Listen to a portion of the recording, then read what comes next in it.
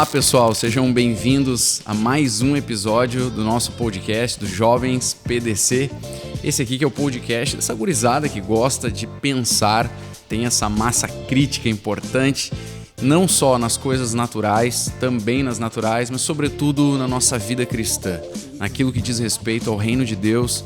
Uma palavra de Deus nos ensina que o desejo de Deus é que cresçamos, que amadureçamos até a medida de Cristo. Nós sempre trazemos aqui convidados inteligentes, pessoas interessantes, e hoje não é diferente. Eu sei que você já sabe quem é o convidado aí, ele já vai estar conversando aqui conosco, mas eu queria antes de tudo te convidar, se esses episódios têm abençoado a tua vida, por favor, compartilha aí com os teus contatos, se tem te edificado, se tem te abençoado, certamente vai abençoar os teus familiares, os teus amigos, então envia aí para todo mundo, clica aí, manda aí o compartilhar para todo mundo, porque assim a gente vai falando cada vez mais das coisas do reino e mais pessoas são alcançadas pelo amor de Jesus.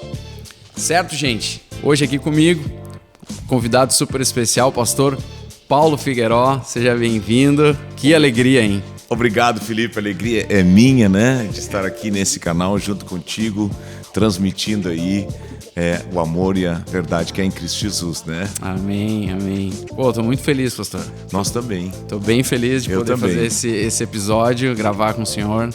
A gente já vinha há tempos conversando sobre isso e graças a Deus hoje deu certo. Hoje deu certo, né? Sim. E eu te conheço há muitos anos já. Que alegria para mim, viu?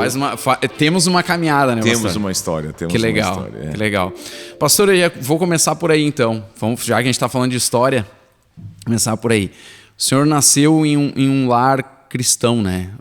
E a gente, como eu também estou há muito tempo na igreja, a gente vê muitas pessoas que tiveram essa experiência, puderam nascer em um lar cristão, etc.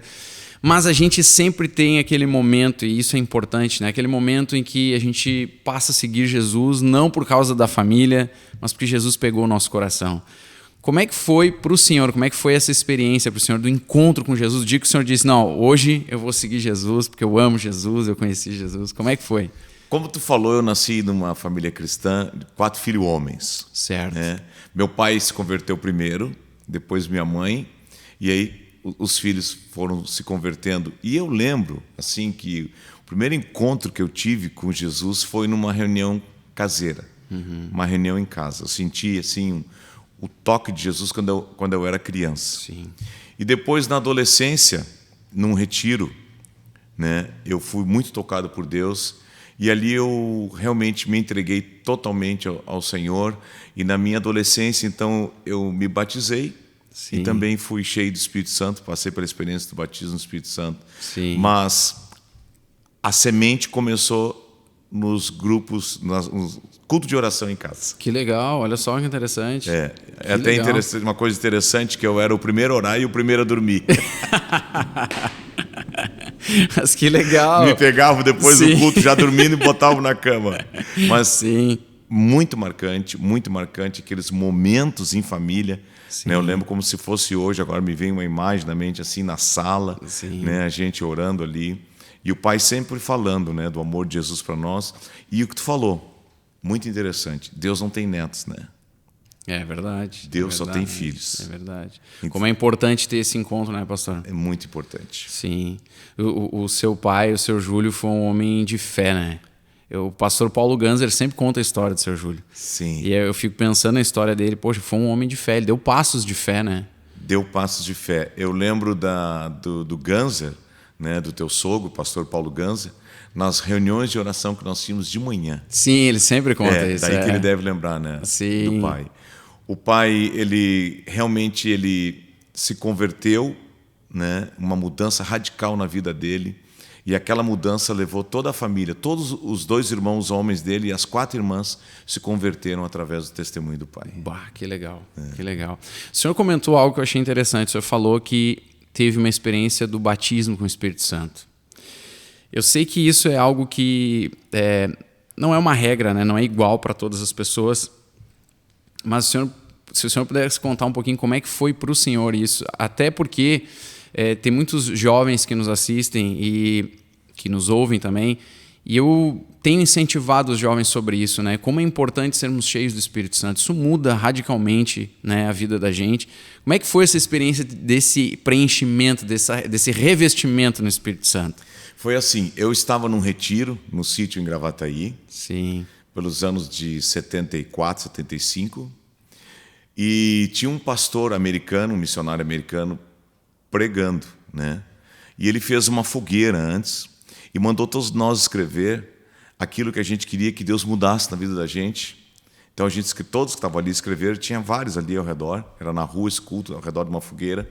E nós escrevemos, aí ele pegou e agora vocês vão jogar no fogo, crendo que a obra da cruz, o poder de Jesus, o sangue de Jesus transforma a vida de vocês. E depois que ele fez isso, ele disse, agora eu quero ministrar algo muito interessante e importante na vida de vocês, que é uma experiência com o Espírito Santo. Aí ele citou o livro de Atos, ser cheio do Espírito Santo, né? Recebereis poder, o ser sobre vós. E ali ele começou a orar. E Felipe foi tão forte, tão forte, tão forte, que eu me lembro assim, todos ali foram batizados no Espírito Santo com a evidência do dom de línguas. Que legal. E sabe o que aconteceu depois dessa reunião?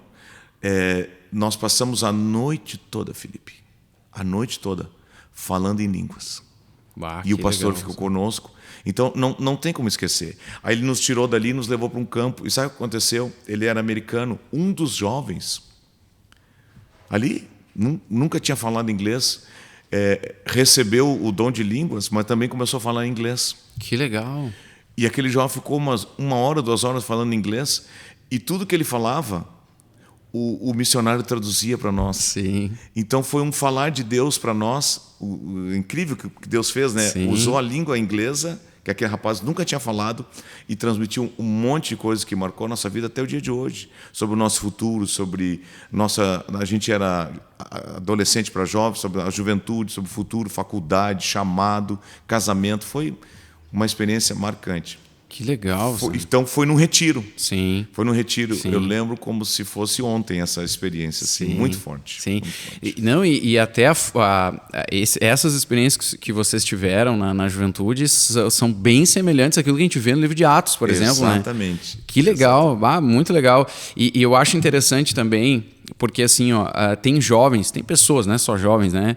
Pessoas que duvidam muito sobre isso. Principalmente hoje tem essas conversas sobre falar em línguas, a questão da dúvida, etc. Mas com essa experiência a gente percebe uma coisa, a gente pode experimentar Deus, né, pastor? Com certeza. Eu posso dizer que foi assim um preencher de Deus na minha vida, mas eu senti muita alegria naquele dia. Senti muita alegria. E da minha vida ali em diante, da vida cristã, eu senti assim uma força sobrenatural para vencer áreas da minha vida que eu não conseguia vencer. Que importante. Teve um antes e um depois. Teve um antes e um depois. Olha só que legal.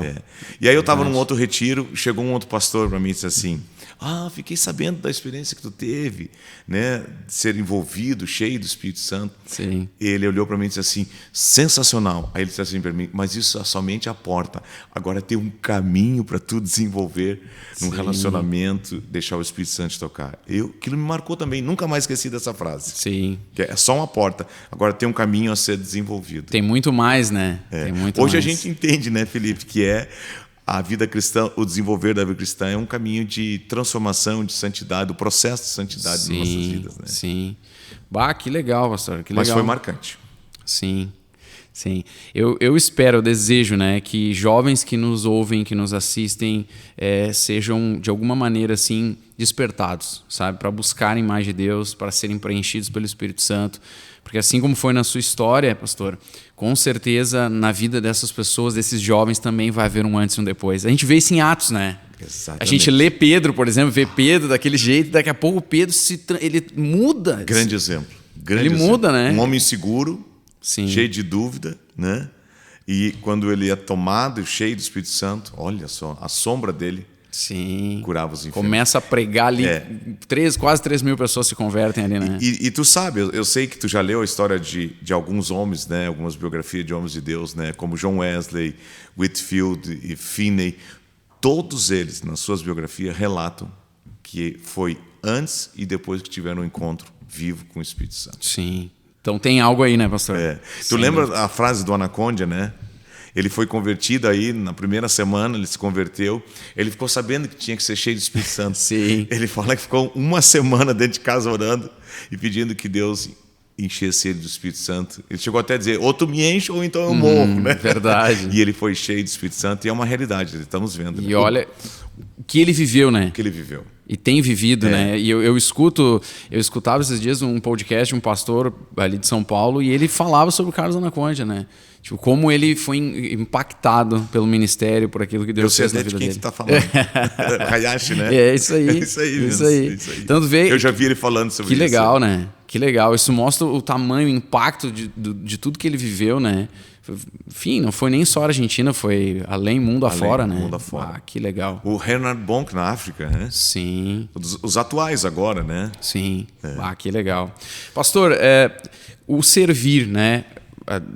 Depois da sua conversão, família, igreja, sempre teve ali muito envolvido com a igreja, né? Como é que foi servir a Deus na igreja, né? E sempre teve um chamado assim também no louvor, ou como é que isso surgiu na sua vida? Olha só que interessante. Quando Deus toma a vida da gente, Ele cria um ambiente para a gente desenvolver aquilo que Ele nos deu. Sim. E isso é outra coisa que eu assim agradeço a Deus de coração, porque na minha adolescência e juventude eu tive um ambiente, né, de poder estar nas reuniões de jovens, estar nos retiros de jovens, estar nos cultos normais da igreja, da família, da fé, mas também o fora. Ir às praças, ir às ruas, falar de Jesus. Nós tínhamos um grupo de uns 15 jovens, né? Entre rapazes e moças, que era o nosso grupo assim mais próximo de comunhão. Sim. Então nós estudávamos a palavra por muitos anos com o pastor, todos os sábados às 6 da manhã.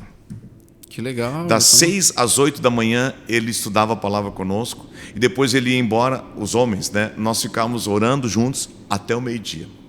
Que legal. À tarde, nesse período da nossa vida, a gente ia para uma praça junto com algumas moças que eram discipuladas, né? Ajudadas pela esposa desse pastor. E ali nós orávamos e dali nós íamos para o culto à noite e após o culto, nossa, que energia, né? Após o culto nós íamos para a rua evangelizar nas portas de umas casas de festa, assim, e nas praças, nas escolas. E aí entrou uma coisa que tu falou. Eu sempre senti no meu coração que Deus tinha algo para mim na área da música, né? Porque começou assim, eu e meu irmão Júlio começamos a aprender a tocar violão, tá? Um professor nos ensinou. E o meu pai ele ia pregar, ele ia a Arroio dos Ratos e outros lugares. E eu e meu irmão começamos assim, cada um no seu violão, cantando antes do pai pregar. Sim. Isso quando era criança, né? Sim. Aí nós fomos crescendo, conhecemos esse grupo de adolescentes e jovens. E ali nos cultos, eu e o meu irmão servíamos na área da música. E eu comecei a cantar, E eu vi que Deus tinha algo para mim. Então, aos 16 anos de idade, nós tínhamos um conjunto dentro da igreja. E com esse conjunto nós viajávamos. Então era eu na guitarra base, o Júlio na guitarra solo no baixo, o Isaías na bateria, Tu vê. a Magda e a Regina cantando no Sim. grupo. Né? E outros irmãos, tinha o operador de som, tudo. Então nós fomos Santana do Livramento e outras cidades. E aos 17 anos eu ganhei o convite para participar de um outro conjunto, né? Que era os Gottfriedson. Os Gottfriedson era um conjunto que tinha na época, da família Gottfriedson, que tinha sopro, teclado. Ali eu conheci, então, Asaf Borba, Donald Stoll, João Batista, Fernandinho, um monte de músicos. E eles me convidaram e eu me tornei um baterista daquela banda. Sim. E com esta banda nós tivemos uma experiência muito forte. Nós íamos às faculdades e às escolas. Nós ganhamos um turno de aula para cantar nos ginásios das escolas, para cantar e falar de Jesus. Que legal. E tem frutos até o dia de hoje. Sim. Tu vê, né? É algo que a gente ouve hoje, os jovens querendo fazer muito, entrar nas universidades. Tu vê, né? Vocês já faziam esse trabalho pioneiro, assim, dentro de universidades. No auditório da PUC, uma vez. Que legal. Que legal. E o pastor me diz, como é que foi? Porque a gente fala, por exemplo, sobre avivamento, né? Eu comento isso com a minha esposa. A gente fala muito sobre avivamento, até o senhor citou algumas biografias, né? Wesley e tantos outros, Finney, etc., o próprio Carlos Anacondia. Mas eu digo para ela uma coisa. Tem até um amigo nosso que fala assim, ó, que às vezes tu tá vivendo um avivamento e tu não sabe. Anos depois tu vai olhar para trás e dizer, mas aquilo ali era um avivamento. E eu falo para Vanessa, para minha esposa, que quando eu era adolescente, estava ali no Teatro Presidente e eu estava vendo tanta coisa bonita acontecendo ali. Mas que eu, claro, adolescente, estava ali, eu não me dava conta de tudo que estava acontecendo. Eu estava vendo Deus se mover, eu estava vendo o mover de Deus, tudo. Eu sabia que era Deus, eu queria aquilo ali. Mas hoje, quando eu olho para trás, até quando eu vejo aquelas filmagens do pastor Isaías orando ali, as pessoas caindo, sendo tocadas, e tinha o pessoal ia lá para frente dos espelhos, recebendo a obturação nos dentes. E conferindo, né? Conferindo. Tinha muitos espelhos no hall de entrada do Teatro Presidente. Isso. Eu olho para aquilo e digo, mas nós estávamos no meio do mover de Deus ali. Como é que foi, pastor, construir esse ministério que hoje está bem consolidado em várias cidades aqui, né, Rio Grande do Sul, mas como é que foi construir tudo isso e viver isso com o pastor Isaías, né? Como é que foi isso? Então, nós tivemos uma vivência, eu e o pastor Isaías, né, de igreja. Sim. De igreja. Em 1986, se eu não estou esquecido, eu fiquei sabendo de Carlos Anacondia. Sim. Que ele ia estar no Uruguai e que era um homem que Deus estava usando muito. E eu, ao saber daquilo, eu fui falar com Isaías. E disse para Isaías, Deus está usando muito um homem, um argentino, aqui na América, e ele vai estar no Uruguai. Vamos lá conhecer esse ministério, vamos lá. Ele trabalha com barracas, com carpas, né, falando em espanhol, evangelizando nas ruas. E Isaías olhou para mim e disse assim, tá, eu vou orar. Se Deus falar comigo, eu vou. E nessa época nós trabalhávamos na corretora do pai, no centro de Porto Alegre, na Rua Uruguai. Sim. E o Isaías ficou ali, orando, conversando e pedindo, Deus, fala comigo. E ele saiu para ir almoçar.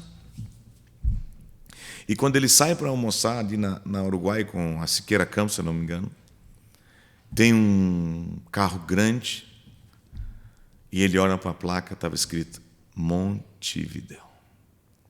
Aí Deus falou, eu quero que tu vá. Vai com Paulo lá. Nós pegamos uma variante prata que ele tinha, sim, toda a família dele, e fomos lá. E aí nós conhecemos o ministério de Carlos Anacondia. Eu tenho que dizer para ti, Felipe, foi um impacto na minha vida. Foi um impacto na minha vida. E foi um impacto na vida do Isaías. Sim. Então ali se acendeu a chama por fazer evangelismo na rua e salvar os perdidos. Sim. Então, nós fomos lá, vimos aquilo. O Isaías depois ficou um tempão com ele, né, no Paraguai, quase um mês numa cruzada. E ele nos abraçou, assim, como filhos. Sim. Ele nos abraçou como filhos. E uma experiência marcante, talvez o Timóteo tenha falado isso, eu não consegui ouvir todo o podcast Sim. dele, foi que o Timóteo, naquela época, ele era nenezinho ainda de colo, na Magda, e quando o Anacondia orou por nós em Montevidéu, depois ele acordou e disse para a mãe dele, mãe, eu vi Jesus tocando em mim. Bah, que legal, que forte, hein? Eu não sei se ele falou isso Não. Ele acordou, Felipe, e disse, eu vi Jesus tocando em mim. E aquilo, Felipe, foi marcando a nossa vida. Sim. Aí nós então criamos um laço de amizade. Uhum. Realmente, ele nos abraçou como um pai. Uhum. E o ministério dele começou a impactar nossas vidas. E nós começamos a fazer cruzada. A primeira vez que fomos à rua foi em 1987, na Praça da Redenção. E eu não pude ir, porque eu casei no dia 16 de dezembro de 87 e o evangelismo era no dia 20. Então, tu já sabe, eu estava de lua de mel. Né? Então, nessa vez, eu não pude ir. E de lá para cá, pela misericórdia de Deus, nós tivemos em todos momentos juntos. E aí começou esse trabalho de evangelismo nas praças, nos ginásios. Sim. E aí fomos adquirindo lonas, né? Começamos sem gerador, sem muita coisa. Só tinha um caminhão, a gente tinha que alugar, né? E aí entrou essa chama no nosso coração. E aí, como tu disse, nós começamos na Arabutã. Da Arabutã saímos, fomos para o teatro. e do teatro na sede. E nesse período todo, Deus agiu. Sim. Só tem para dizer isso, não é coisa de homem, tu sabe disso, né? Sim. Eu lembro de ti, adolescente no Teatro Presidente. Sim. Né? Eu lembro da tua esposa, né? Eu lembro do teu sogro, da tua sogra, da tua mãe. Então, é o que tu falou antes. Era o mover de Deus, é um avivamento. Sim. Era vidas transformadas, vidas libertas, vidas curadas. E um mover de Deus nas cidades, surgindo congregações. Onde tu mora hoje, onde tu trabalha, onde tu é pastor, um agir de Deus. Eu lembro como se fosse hoje, né? Deus falando através do Isaías para o Paulo Ganzi, vai lá que por detrás desse terreno aí, debaixo desse terreno, tem muita grama boa que ainda vai brotar. E está aí. Amém. Tá aí, né? Quantas congregações hoje lá em Viamão, né? Sim. Eu vim para cá em Novo Hamburgo, fui trabalhar em Novo Hamburgo em 2002, 20 anos. Quantas coisas lindas. Serra, litoral. Sim. É obra de Deus, é obra de Deus. Sem dúvida. E a gente tem uma alegria no nosso coração quando começa a relatar essas coisas. Até falei para o pastor Isaías, né? Eu acho que vai ser dado um start. Vamos começar a escrever um livro da história. É legal. É muito legal. Que legal, você. Então, Sim. ali tu vai ter datas, vai ter eventos, vai ter momentos, né? Então, traz uma alegria no nosso coração. Sim. E sabe, uma chama que está no nosso coração, que não morreu, é essa. E por isso eu estou feliz, porque eu estou aqui diante de um rapaz que, quando nós começamos, tu era criança, adolescente, né? Nossa diferença de idade deve ser uns 23 anos, né? Eu fico vendo que Deus está trabalhando de geração em geração. Amém. E Ele vai continuar usando vocês, e Deus está usando vocês para impactar outra geração. Amém. Né? Então, o movimento, o avivamento é nunca deixar a chama de Deus apagar no coração. E isso se transforma em uma corrida de bastão, e nós vamos passando esse bastão quente. Sim. De mão em mão, e a obra continua, Felipe. Que legal, pastor. Que legal. E sabe que isso é uma chave. Meu coração arde, meu irmão, quando eu falo dessas coisas. Amém, amém. E sabe que isso é uma chave, pastor, porque o senhor mesmo comentou, né? A vida cristã, quando esse irmão lhe disse, né? O pastor, ele falou, essa é a porta de entrada, mas ainda tem um longo caminho, né? Isso é uma coisa interessante, porque depois de alguns anos, a gente corre um risco, né? De nos tornarmos, sei lá, os profissionais da fé, pessoas que se acostumam com a igreja, né? Liga o piloto automático e vai. Exato, né? Isso é perigoso. Que dica que o senhor daria para a gente manter essa chama, esse coração assim ardendo? E eu vou dizer, o senhor diz assim, quando lembra disso o coração arde, eu vou dizer, o meu arde também de ouvir essas histórias também, sem dúvida. O que o senhor diria aí para essa gurizada, uma dica assim que na sua vida funciona para manter o coração ardendo por Jesus? Deus não tem um método. Sim. Deus, ele procura corações. Amém. O método de Deus são corações entregues a Ele. Então, a dica que eu dou é o seguinte: ama Deus acima de todas as coisas, entrega todo o teu coração a Ele e confia que aquele que chama é o que capacita. Amém. E quando nós falamos de chamado de capacitação, aí Deus nos enche de amor pelo perdido. Nós nunca podemos perder a chama por Deus, de ser cheio do Espírito Santo, de manter o altar sempre com fogo, com a presença de Deus. E aí Ele vai nos encher de amor pelos perdidos. Porque quando nós amamos a Deus, olha bem isso, se nós aprendemos, quando nós amamos a Deus, Deus manda os perdidos para andar perto daqueles que amam a Deus. Por quê? Porque aqueles que amam a Deus vão ter força e graça para continuar a missão de Jesus, que é para resgatar os perdidos. Amém. Jesus disse, eu vim para os perdidos. Eu não vim para os sãos. Eu vim para os enfermos. Então, nós vamos ao mundo, ganhamos as pessoas, ide por todo mundo, pregar o evangelho a toda criatura. Marcos 16.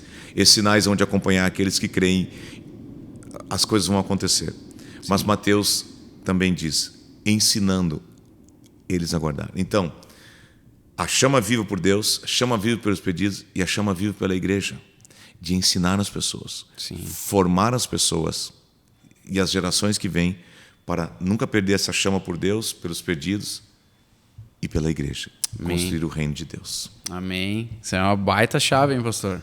Baita chave. Uma coisa que eu achei interessante também, quando o senhor falou sobre o louvor, o senhor mencionou até o Asaf. Eu escutava um tempo atrás um pastor, acho que é se não me engano, da Sara Nossa Terra, eu acho, o bispo Rodovalho. E ele disse uma coisa que eu achei interessante. Ele falou que lá pela década de 70, 80, ele falou que teve esse avivamento das comunidades. Ele citou o Asaf. Ele falou que houve um mover aqui no Sul. Ele disse isso, que houve um mover de Deus no Sul e tal. Isso foi incendiando o Brasil e tal, não sei o quê. Como é que foi ter vivido isso, assim? E se o senhor puder relatar alguma experiência marcante, assim, algo que o senhor viveu que foi marcante, assim, na sua vida, se o senhor lembrar, né? Quiser compartilhar com a gente. Bah, isso é tão forte para mim porque eu fui nesses encontros do Rodovalho quando eu era jovem. Eu fui uns 2 ou 3 em Brasília que ele fazia e participei lá junto no Louvor Adoração com um grupo aqui do Sul. Sim. Que ia para lá. Que legal.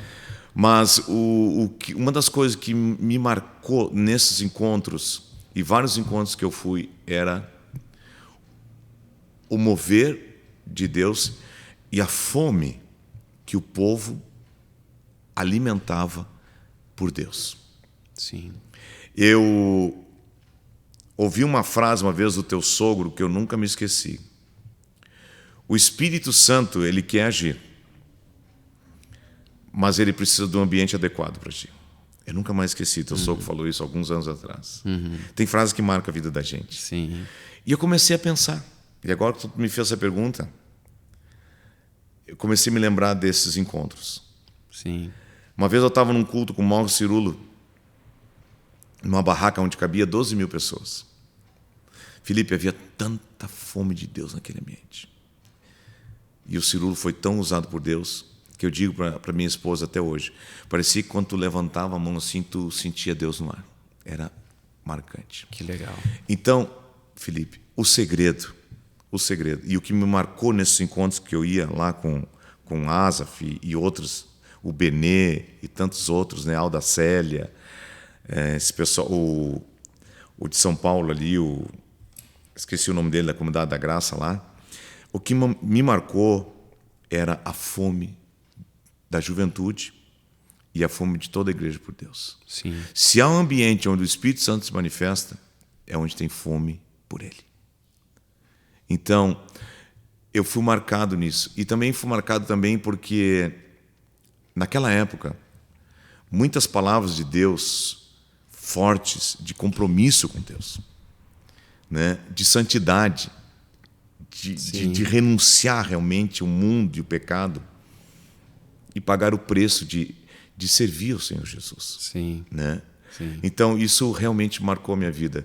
E uma experiência que me marcou, Felipe, que eu nunca esqueci, é que eu estava num desses eventos e um camarada veio e disse assim para mim: nossa, eu nunca imaginei que aquele que gravou Jesus em tua presença fosse um homem tão baixinho, tão fraquinho, tão magrinho que nem tu. Eu nunca me esqueço disso. O irmão foi tão sincero comigo, assim, terminou o culto, né? Ele veio abraçar a gente, assim, eu imaginava um cara alto, forte, barbudo. Sim, pela voz, pela... E eu disse, não, meu filho, é isso aí mesmo. Deus usa quem ele quer. Não, tô brincando. Mas eu nunca me esqueço dessa experiência. Sim. Foi lá em Brasília. Sim, sim. Mas que legal, você sabe que essas histórias é legal ter esse projeto do livro, porque eu tenho certeza de que tem tantos jovens até no nosso ministério, não só do nosso ministério, porque isso é um impacto que é interdenominacional, né? Tu vê, esse mover de Deus, como eu falei, lembrei do Bispo Rodovalho falando, né? Aí a gente percebe a abrangência disso. Foi algo muito maior do que a gente imagina, e tem muitos jovens, seja do nosso ministério ou até de fora, que não sabem essas histórias. E assim, eu ouvindo isso, o coração já queima, imagina eles, né? Ouvindo também essas histórias, a gente tem que contar mesmo, isso é importante. Sim, sim. Que legal, que legal. O testemunho aviva a fé e a chama, né? Amém, que legal. Pastor, a questão da adoração, da música, o senhor tem um ministério extremamente frutífero, tanto na área pastoral, né? Uma boa igreja, a gente vê os frutos, né? Várias igrejas aqui na cidade, mas também na área do louvor, sempre foi uma referência, né, no Brasil, uma referência de adoração. duas perguntas, né? A primeira delas é: qual é a importância do louvor, da adoração no culto, né? Porque tem pessoas às vezes que vão no culto, a gente está lá cantando, sei lá, para alguma delas talvez seja para passar o tempo até o pastor entrar, alguma coisa do tipo, né? Às vezes tem pessoas que chegam sempre, sei lá, quase só para ouvir a palavra. Qual que é a importância do louvor, né, e da adoração, e como que o senhor vê a adoração no Brasil hoje, assim?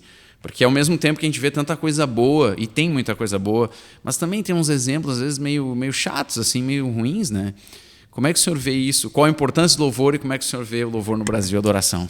Eu creio que a música, né, e a adoração, ela deve ter 3 direções. Primeira, exaltar a Deus, engrandecer a Deus pelo que Ele é e pelo que Ele tem feito. Sim. Segundo, uma música que alcança o coração da pessoa. Tá. Que lança fé ao coração da pessoa, que ela pode ser mudada e transformada. Essa característica nós usamos nos nossos cultos de libertação. Né? Aquele cântico que fala, tudo é possível, se pode crer. Então, falar através do cântico ao coração da pessoa que Deus o ama e tem poder para mudar a situação que ele está vivendo. E a terceira linha que eu acho que o louvor e a adoração tem que alcançar é a vida de comunhão da igreja. A vida de amor, cânticos de comunhão. Recebi um novo coração do Pai. Então, a adoração, ela tem um propósito. Um propósito. Nos levar à presença de Deus. E todo adorador tem que ter esta visão, que Jesus está no trono. Sim. E que não há ninguém como Ele, e que Ele é soberano, e que Ele governa sobre tudo, e tem poder nos céus e na terra.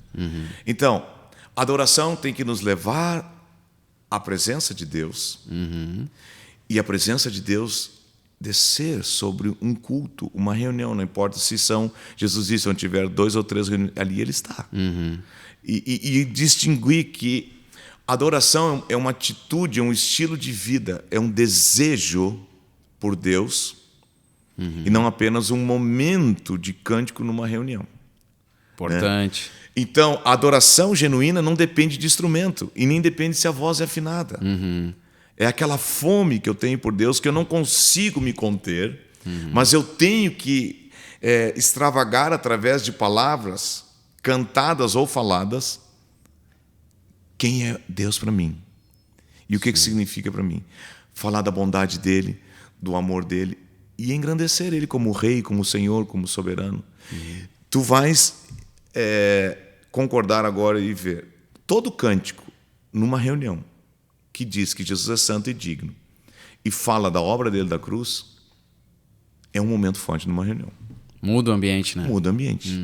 Porque Deus tem que ser adorado e exaltado e engrandecido no meio do povo. Então, a adoração, ela é muito mais que um momento numa reunião. A adoração é um estilo de vida. Porque quando a gente vai às Escrituras, o que Satanás disse para Jesus? Se prostrado, me adorares. Eu vou fazer. Então, por incrível que pareça, ele tinha noção de adoração, Satanás. Porque adoração é prostração. Então, a igreja tem que andar prostrada, não diante dos problemas, nem diante dos desafios. A igreja tem que ter o seu coração prostrado, rendido aos pés do Rei dos Reis, Senhor dos Senhores. Amém. Isso é adoração. Amém. E aí, Deus vai colocando, né? E eu acho isso maravilhoso, porque na história da igreja, sempre onde tem um mover, tem cânticos novos. Sim. Né? E Deus nunca deixou essa verdade morrer. Então, falando entre vós com salmos, com hinos e com cânticos espirituais. A Bíblia diz que quando Jesus foi à ceia, tendo cantado um cântico, né? Então, se você analisar o Antigo Testamento, você vai ver que Davi criou uma escola, criou 24 horas um turno de adoração à presença de Deus.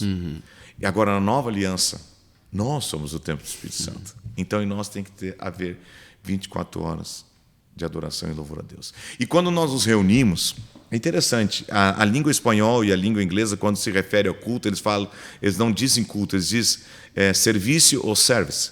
Então, e é verdade, Felipe, o culto da igreja a Deus é um serviço a Deus. Sim. Uma vez um homem pregando sobre adoração, ele disse, a igreja tem que vir para o culto para servir Deus, cheio de tortas na mão, né? E elevar, engrandecer e enaltecer Deus. Sim.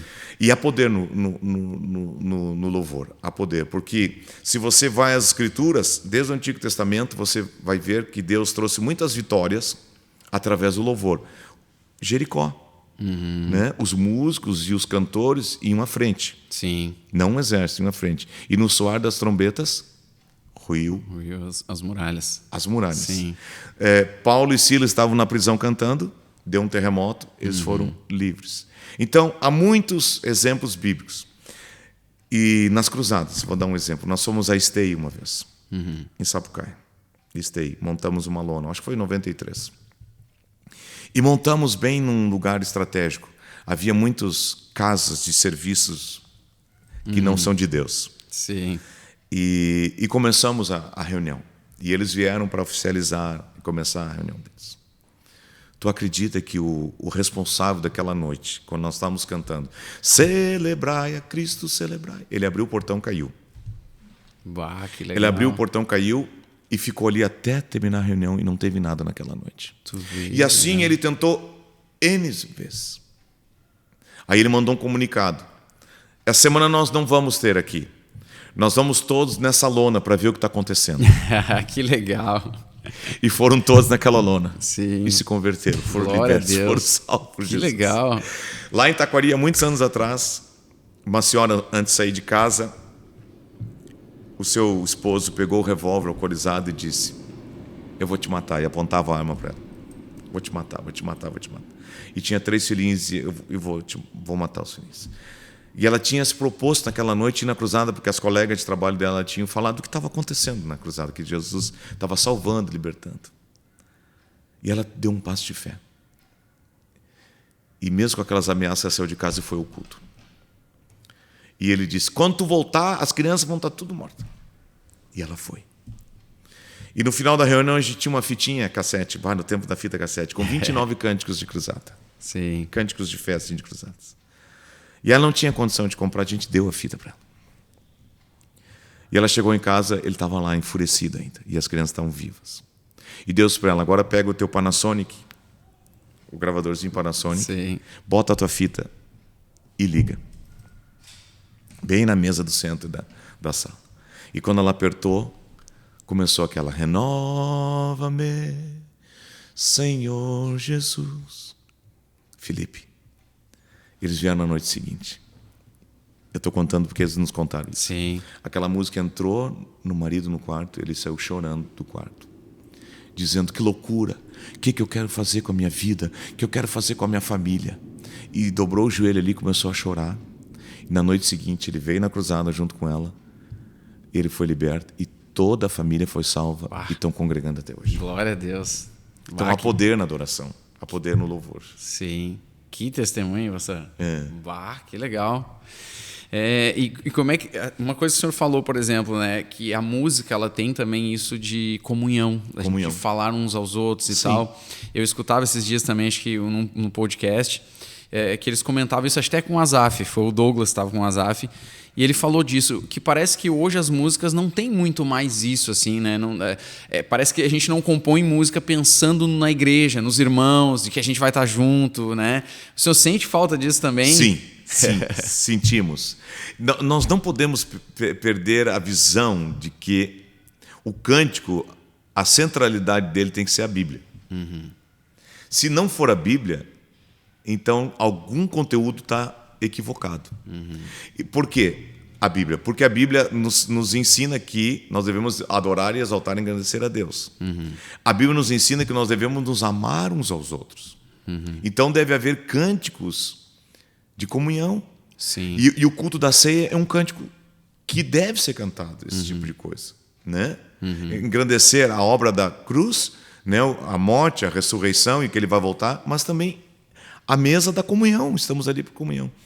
Né? E realmente estamos orando e Deus está restaurando cada vez mais isso. Amém. Né? Amém. E no Brasil, como é que o senhor vê assim, a adoração? O senhor acha que a gente tem ido por um... Eu creio que tem muita coisa boa, mas também tem algumas coisas parece às vezes que a gente está perdendo o foco, bem como o senhor disse, né, do que é bíblico e tal. Como é que o senhor vê assim, a adoração no Brasil para os próximos anos? Vê com esperança? Né? O que o senhor está vendo? Assim?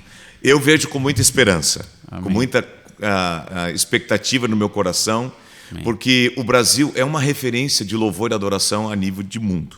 Né? Causa uma influência a nível de mundo. Uhum. Mas o segredo é aquela chavezinha que nós falamos antes. Se tu mantém a tua chama acesa por Deus, tu mantém a tua chama acesa pelo perdido, a tua chama acesa pela igreja, a composição é resultado do que está no teu coração. Sim.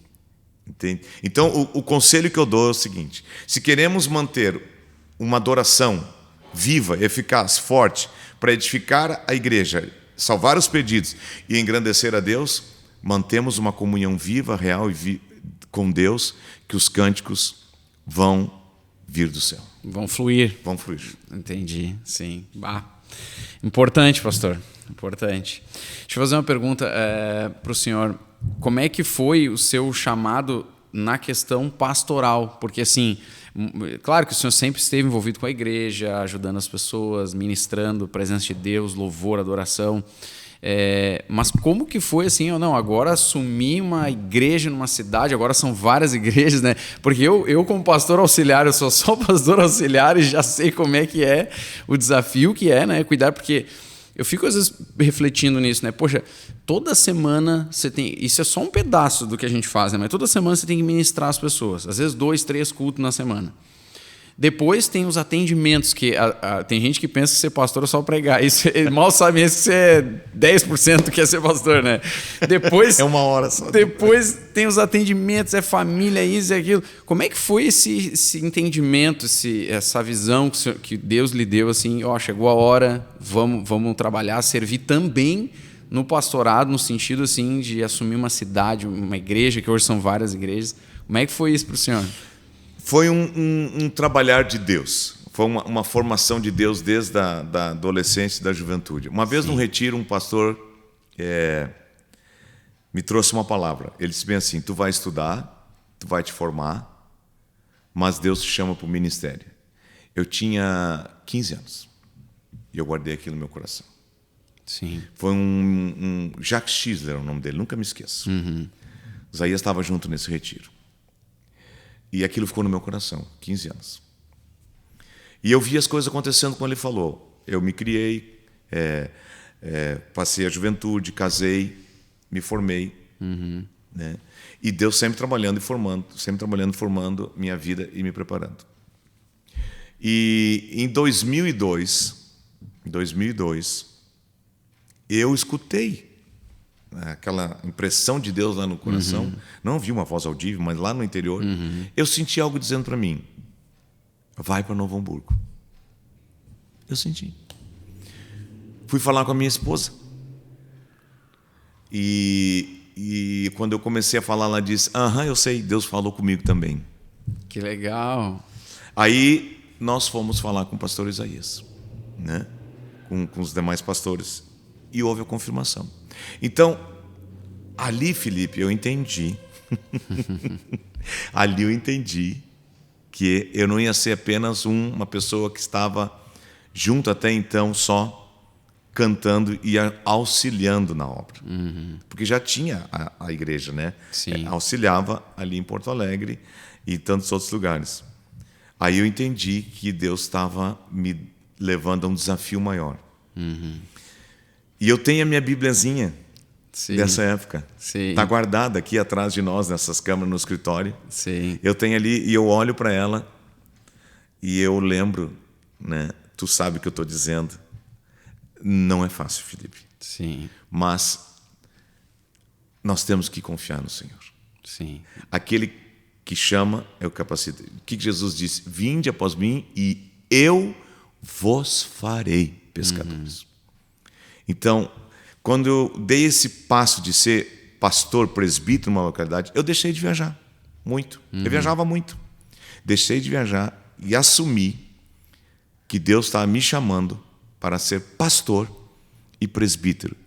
Sim. E junto com os colegas, nós estamos aqui já nesse local há 20 anos. Não criei isso aqui sozinho, não toco isso aqui sozinho. Muitos trabalharam antes de nós, né? Muitos, cruzada foi feito aqui. Nós temos que entender isso também, que no reino nós somos colocados dentro de algo que já vem andando. Né? Semeia, o outro rega. Que Moisés disse para José? Que Deus disse para José? Tenha cuidado de fazer tudo quanto o meu servo Moisés já fez. Ou seja, ele está dizendo, tu não vai inventar, José. Tu vai só continuar aquilo. Sim. Entendeu? Sim. Então, eu tenho essa consciência, né? E eu agradeço a Deus por esse desafio. E nesses 20 anos aí, Deus, pela sua graça, pela sua capacitação, está agindo e fazendo as coisas crescer. Amém. Somos servos, mano. Que legal, pastor. Que legal. E isso é importante porque eu vejo jovens... às vezes você convida um jovem para te ajudar num sábado, num domingo. Não posso, isso, aquilo.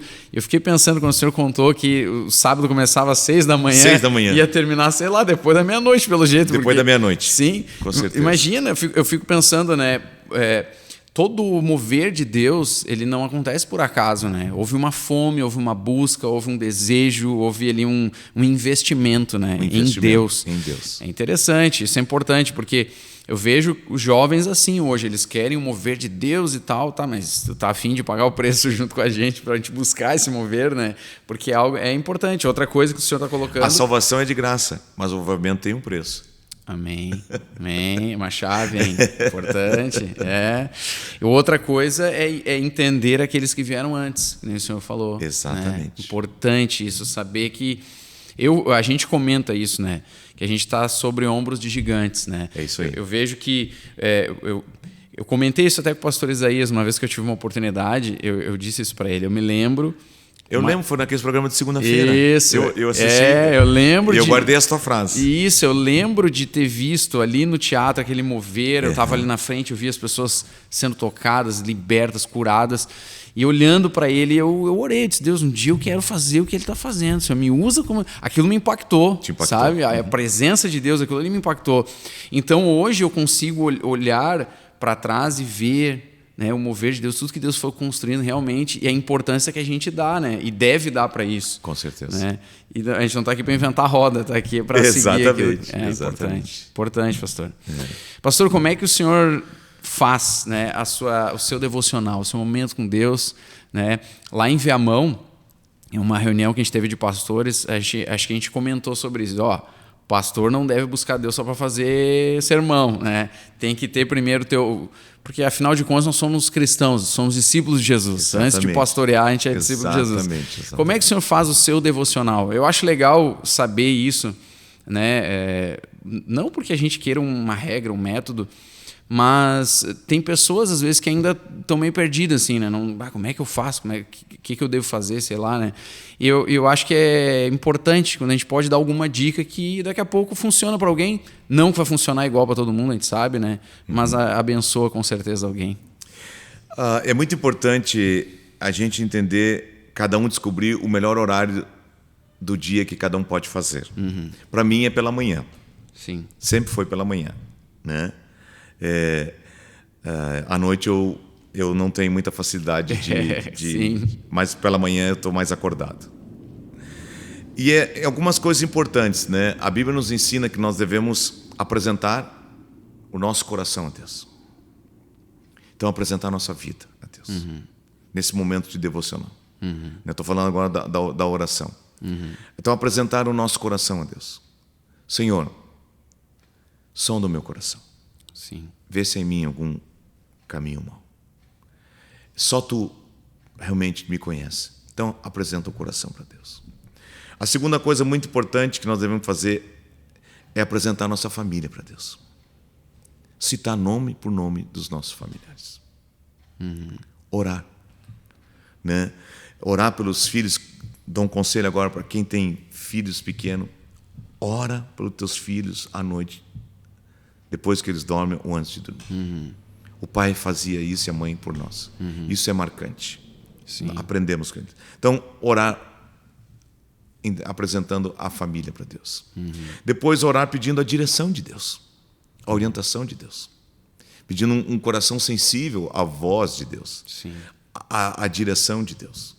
Depois, orar pela igreja. Pelos desafios que as famílias estão passando. Orar para que as pessoas sejam curadas. Orar para que as pessoas que estão dentro, né, sejam curadas. Os que estão no congregado sejam curados. Orar para que os dons fluam na vida da igreja. Orar para a vida do Espírito na vida da igreja. Orar pelos teus colegas de ministério, né? Pela família de cada um deles. Depois orar pelo mundo, pela salvação do mundo, pedir a libertação do mundo, orar pelas missões, né? Tem tanta gente, orar pela igreja perseguida. Então, ter um devocional de oração nessas linhas de apresentação. Crescente, assim. Exatamente, crescente. E sempre escolher um texto bíblico, né? Se tu tem a tua leitura diária da Bíblia, maravilhoso, né? Se tu tem um plano de leitura, maravilhoso. Mas pegar um texto para meditar, para ler, remoer e ficar ali em cima pedindo: Deus, fala comigo, fala comigo. Ontem de manhã eu fiquei remoendo em cima de Neemias 1 e 2.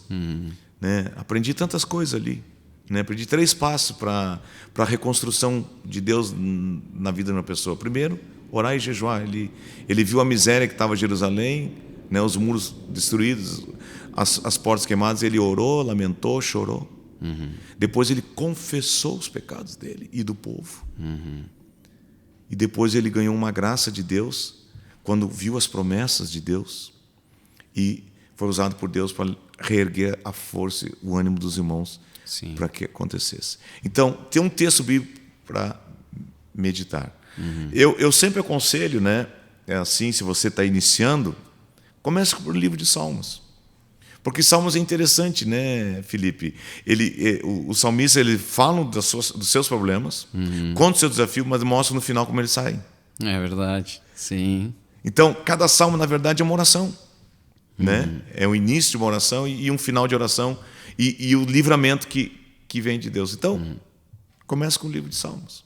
Tenha o teu plano de leitura, mas também escolha um livro para meditar no mês, 2, 3, e assim tu vai crescendo, né? Sim. E também, além da Bíblia, lê bons livros. Lê bons livros. Alguma dica, pastor? Tem muita coisa boa. Se Deus está te falando num assunto, né, que tu precisa... Por exemplo, na minha juventude, né, eu tinha muito problema de pensamentos, né, quando eu era jovem, adolescente. Sim. Pensamentos. E eu, então, comecei a ler, peguei a Bíblia, peguei uma concordância e fui lá para ver todos os textos sobre pensamento. Eu fui liberto dessa pesquisa que eu fiz. Sim. Né? Eu acho que é Filipenses 4:8, né? O que pensar? Sim. Eu nunca me esqueço. Tudo que é puro, tudo que é justo, tudo que tem boa fama, né? Tudo que, se algum louvor, alguma virtude, seja isso que ocupe o vosso pensamento. Aí depois eu caí naquele texto. Nós temos a mente de Cristo. Nossa, eu tenho a mente de Cristo. Aí eu entendi que a mente de Cristo é Filipenses 4:8. E ter a mente de Cristo é: habite ricamente em vós a palavra de Deus. E quando eu vi, eu estava liberto dos maus pensamentos. Amém. Sim, sim. Uma vez um pastor olhou para mim e disse assim: carrega o teu coração com a palavra de Deus, porque cedo ou mais tarde essa palavra vai estar te carregando. Que eu legal. Nunca mais esqueci isso. Sim. Então, se tu tem alguma área que tu precisa, começa na Bíblia. Felipe, hoje nós temos no celular a concordância. Temos aqui versão com hebraico, com grego ali, com o significado de cada texto. Está tudo no celular. Né? Sim. O site da Sociedade Bíblica, a Bíblia ali é vasto para abençoar. Então, usa isso. Se estão com uma dificuldade de pensamentos, ira, vai para a Bíblia, começa a estudar. E aquela palavra vai começando a te curar. E aí tu vai pegando bons autores. O que são bons autores? Uma vez uma pessoa definiu para mim que é bom autor. Bom autor é aquele que escreve o que ele vive. Sim. Né? Alguém que tem reconhecimento ministerial. Sim. E tem muito hoje. Né? Não vou citar aqui para não errar, mas tem muitos de fora e muitos de dentro do país. Sim. E aquilo vai te acrescentando, vai te acrescentando, vai te acrescentando. Sim. E tu vai crescendo. Nós podíamos passar aqui um programa todo só agora falando sobre isso, né? Sim. Como ler, como orar, como buscar a Deus. Claro. Mas uma coisa nós temos que entender, né, Felipe? Ser sincero. É uma área que sempre precisamos crescer. Amém. É constante, né? É constante. Isso é importante. Eu lembro daquele texto, acho que é Filipenses 1, que Paulo diz: aquele que começou a boa obra há de completá-la até o dia de Cristo. E esse dia não chegou ainda. Exato. Então a obra ainda está no caminho, né? Nós estamos sendo edificados. Graças a Deus. Amém. Precisamos dele hoje, né? Muito mais quando começamos. Sim. Pastor, uma última pergunta. O papo tá bom aqui, dá para ir longe, né? Mas temos compromissos. Muito obrigado, desejável pela oportunidade de estar aqui. Não, que isso. Avivando nosso espírito, conversando assim. Para nós, que é uma alegria, que isso. Como é que o senhor... a pergunta, né? Como o senhor vê a igreja daqui a 10 anos? Talvez seja difícil a gente dizer isso, mas eu fiz essa pergunta, acho que para o pastor Timóteo. Pelo menos, como o senhor gostaria de ver a igreja daqui a 10 anos? O que o senhor, daqui a 10 anos, o que o senhor espera ver na igreja? O que é o seu coração queima assim para ver na igreja? Pelas Escrituras, nós estamos vendo que nós estamos indo para o fim. Cristo nunca disse a hora que ele ia voltar, mas ele deu algumas dicas. E eu dou 2 dicas que Jesus deixou: vigiai e orai. Ou seja, não podemos ser nécios, mas sensatos. A parábola das 10 virgens. Sim. O nécio é aquele que toca a vida sem consultar a Deus. É como se Deus não existisse. O prudente é aquele que considera a palavra de Deus. Amada igreja, Jesus vai voltar. Nós não sabemos a hora. Nós não sabemos o momento. Mas ele deixou 2 palavrinhas para nós: vigiai e orai. Não vamos nos descuidar. Se hoje nós estiver vigiando e orando, não importa quando ele vai voltar, se ele vai voltar daqui a 20 ou não, mas se ele não voltar em 10 anos, se hoje nós estiver vigiando, a igreja vai estar explodindo, cheia da graça, da vida de Deus. Nós vamos estar cumprindo o propósito de Deus. Deus vai continuar levantando ministérios, pastores, apóstolos, evangelistas, mestres, profetas. As crianças vão ser cheias de Deus, as famílias vão ser cheias de Deus, né? Sim. Os jovens vão ser cheios de Deus, os adolescentes, e os velhos na velhice darão ainda frutos. Amém, amém, pastor, amém. Que legal, pastor. Eu fico feliz nessa conversa aqui. Fico muito feliz de ter o senhor aqui. Tenho certeza de que quem está aí nos ouvindo, nos assistindo, foi tremendamente abençoado, né? Poderia aqui continuar fazendo várias outras perguntas, né? Mas assim, para a gente encerrar, tem vários jovens aí nos assistindo, né? O senhor falou muito de retiro. Eu achei interessante. O senhor falou muito de retiro. Eu fui marcado no retiro. Eu me lembro do retiro quando eu tinha 12 anos. Eu conheci minha esposa no retiro, rapaz. Sim. Agora muitos vão no retiro. Agora não querem ir no retiro. Não, mas é verdade. Sim. Além desse queimar, né? Dessa fome por Deus, né? O que o jovem hoje poderia observar assim para viver esse mover de Deus, né? A gente falou várias coisas, mas se o senhor quiser dar uma palavra final, trazer algo também da sua vida, algo que eu tenho certeza que vai edificar os jovens. Eu digo de novo, eu tenho tido uma preocupação com os jovens. E eu vejo muita gente falando disso, né? Que é uma geração que a adolescência agora vai até os 30, alguns dizem. Estão querendo mudar isso, né? Demoram para amadurecer, não querem assumir responsabilidades, etc, etc. Poxa, eu fico pensando, se essa geração está desse jeito, em primeiro lugar, talvez ou a minha geração errou em alguma coisa, porque eu estou reclamando da geração que veio atrás de mim, mas né? Ou a gente errou em alguma coisa, ou a gente vai perder esperança com eles. E a minha pergunta é: o que eles têm que fazer para viverem esse mover de Deus na vida deles e na geração deles? Eu tenho um conselho que Deus deu a um jovem. Né? Poderia dar muitos conselhos, mas vou dar um que me marcou quando eu tinha 13, 14 anos de idade. Nunca mais esqueci desse texto. Não temas, Daniel, porque desde o primeiro dia em que aplicaste o coração a compreender e a humilhar-te perante o teu Deus, foram ouvidas as tuas palavras, e por causa das tuas palavras é que eu vim. Eu dou um conselho aos jovens hoje: não temam. Deus é soberano e maior do que tudo. Deus é maior do que a força que o mundo pode ter sobre a tua vida. Deus é maior que a sensualidade pode querer tomar o teu coração.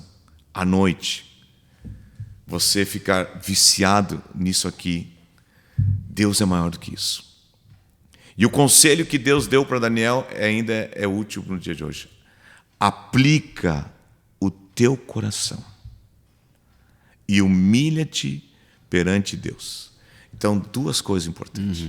Aplicação. Aplicação não é qualquer coisa. Aplicação é gastar tempo. Dá todo o teu coração para Deus. E humilha-te perante Ele. Não deixa a soberba tomar o teu coração. Entenda, humildade é dependência de Deus. E eu vou dizer para ti, jovem, tu vai ser cheio do Espírito Santo, tu vai ser cheio da vida de Deus, tu vai construir uma família segundo o projeto de Deus, teus filhos serão abençoados e o reino vai fluir através da tua vida, da tua casa, e você vai ser uma bênção. Amém. Amém. Pastor, muito obrigado por essa conversa aqui. Eu que te agradeço de todo o coração, né? Nós já vimos planejando e devido às atividades não conseguimos. Sim. E eu quero encerrar dando um exemplo, Felipe. Ninguém faz nada sozinho. Amém. Esse programa está acontecendo porque tem gente nos bastidores. Sem dúvida. Que montaram as câmeras, ligaram as luzes, tudo. E queremos agradecer essa tua equipe de apoio também. Amém, é verdade. Né? A Veridiana está aqui, a Vanessa está aqui. Isso, a tua esposa e a Veridiana. Nosso muito obrigado a elas. Sem dúvida. Eu faço um ok assim para elas, estão aí atrás, né? De coração. Sim. Explicando, no reino ninguém faz nada sozinho. É verdade. Muito esse importante. Outro segredo. Com certeza, é outra chave, né, pastor? Outra chave. Então tá, gente, espero que vocês tenham sido extremamente abençoados com essa conversa. Eu fui muito edificado aqui, a gente sai com o coração queimando mesmo. Eu tenho certeza que te abençoou. Se abençoou você, vai abençoar também outras pessoas. Envia agora essa conversa aí para os teus contatos, porque certamente eles serão edificados. Deus abençoe vocês e até o próximo episódio.